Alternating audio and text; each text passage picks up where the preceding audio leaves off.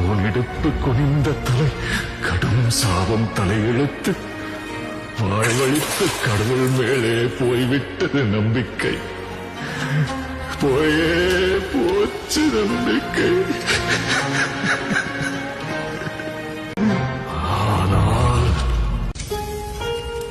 சூத்திரதாரியின் சோதனை எரித்து அகங்காரனின் நெஞ்சை கிழித்து மாயாசுரனை நிர்மூலமாக்கும் துரையாய் நொந்து வென்றவரின் பரவசத்தை சுமந்து வந்தாள் ஒரு மகாதாய்.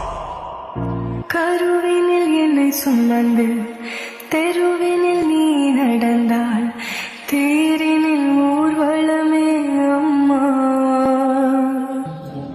ஜோதியாய் ஒரு பெண் எரிமலை ஒன்றை பெற்றெடுத்தாள்.